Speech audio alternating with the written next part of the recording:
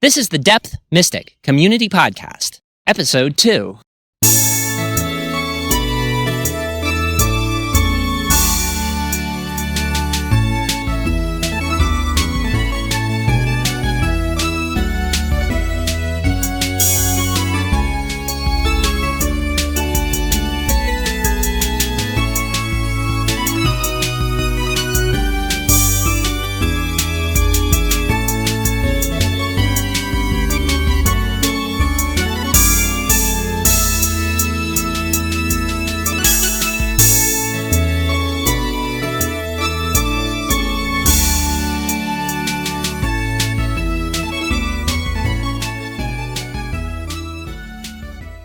There's so much more to depth mysticism. And we should go over the fact that Carl Jung feared any sort of ism arising as the result of his work. Jung is reported to have said that the last thing he wanted for his psychology was for it to become another ism. Communism, fascism. And since I'm calling my thing depth mysticism, I feel like I have to address this contradiction. An ism is something that can be copied. Generally speaking, a thing only becomes an ism once one person copies the original. When both things express something that looks similar, and we conclude that it was the result of the same cognitive process that led to those expressions, we call that an ism. But first of all, mysticism is somewhat immune from Ism-ism, you could say. Ism-ism is the impulse to find one's identity and source of pride and strength by copying something someone else has already done. Ism-ism is just a phrase I coined, but it's true that Jung was, in fact, concerned about it. The issue, however, is that when you stand completely alone, like I am, there's a huge issue with degrees of aloneness. There are less than 10 fully trained Jungian depth mystics that I acknowledge. There are basically seven people that I've read who meet my standard for this term. Now, whether you attach the name Jungian to it, you can just say depth mysticism and say that Carl Jung was the foremost and most powerful participant in this thing. You can also acknowledge Jung's medical and professional credentials and acknowledge that he succeeded in society, in addition to having many mystical experiences. He didn't want to be called a mystic for professional reasons and for legitimacy, maybe in that day even more so than now. There's something about needing to make sure that you come across as legitimate and, again, not as a mystic. Basically, people are running scared of the word mystic, and I've sort of just decided to own it.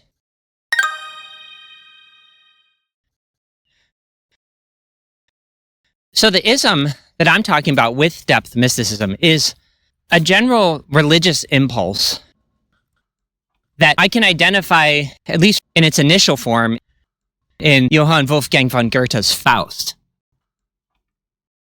Arguably before Faust, any other elements related to this thing I'm calling depth mysticism could more easily be folded into existing frameworks, like Christian mysticism or alchemy. In that regard, Carl Jung, while he's known as the founder of Jungian psychology, we might more readily be able to say he's the great depth mystic of the 20th century. Whereas Goethe might have been the great depth mystic of the 19th century. I think this could be called a new phenomenon. Now, when we're talking about being new, we can find some confirmation in that in Carl Jung's private book, which is called The Red Book. But its actual title is Liber Novus, which is to say, a new book. He thought of himself as constructing a new book. He felt very powerfully the limitations of the Christianity under which his father and his whole family of Christian ministers participated. Carl Jung recognized that the modern age required something new.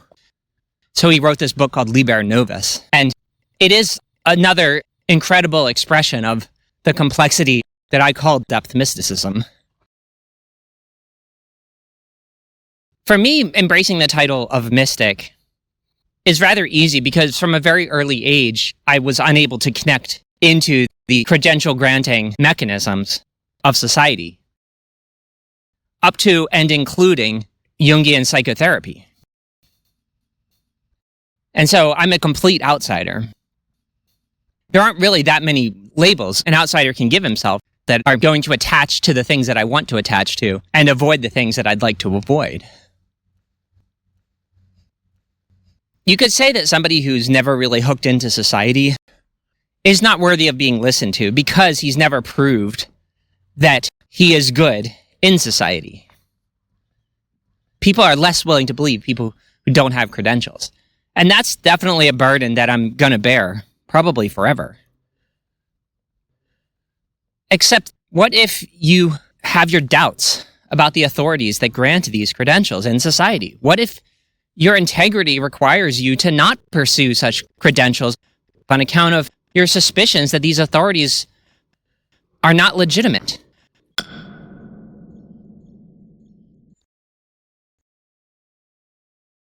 So we have this religious impulse that has come about in modern times, and it's based on a general skepticism of the existing religions that were available. We see this in Goethe, we see it in Carl Jung, we see it in Friedrich Nietzsche, for sure. And I guess one of the foundations of depth mysticism is that there is a kind of salvation here. That you don't just get lost in existential despair. That somehow it is actually possible, and I've experienced it myself, to have a rebirth experience. You have what you call an ego death, and then somehow your psyche is reborn into a new attitude that feels like genuine redemption. It's basically serving the function that faith in Christ has traditionally been supposed to serve. You get to be reborn, but instead of being reborn in Christ, you get to be reborn in depth mysticism. But what is that? What is the energy there? For a little bit of technical scientific context, this possibility is highly related to what Carl Jung called individuation. And it's much different from Christianity in the sense that it's not a communal spirit. I mean, I think calling my podcast the Depth Mystic Community Podcast is very paradoxical. I found it to be necessary, but it's paradoxical considering just how individual a Jungian individuation experience can be. But that is the stuff we're dealing with. Depth mysticism essentially is Jungian individuation. But what I'm adding to it is simply a total detachment from the existing Jungian community.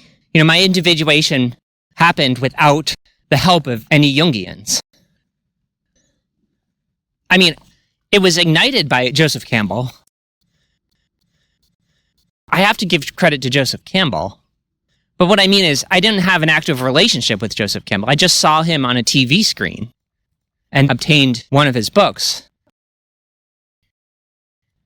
That's how I became a depth mystic. I saw Joseph Campbell being interviewed by Bill Moyers. And shortly thereafter, a powerful energy that reminds us of the Kundalini as described in Hindu literature took over me. Carl Jung called this energy the self, and he took it from Hindu literature, where it's called the Atman. And this is this new religious impulse. I mean, it's been recorded for a very long time in India. But in the West, in many ways, it's been suppressed by Christianity and the religions that act like roosters. The rooster religions.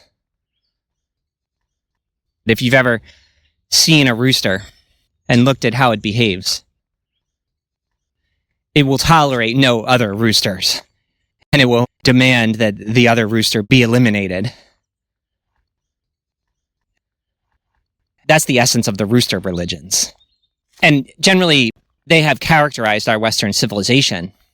But arguably with Goethe, you begin to get this impulse for a greater sense of completeness, a more fully grown-up mentality with regard to God.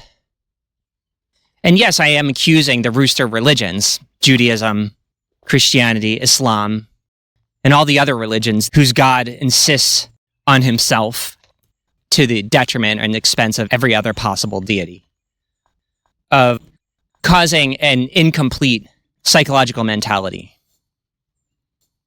of not being enough.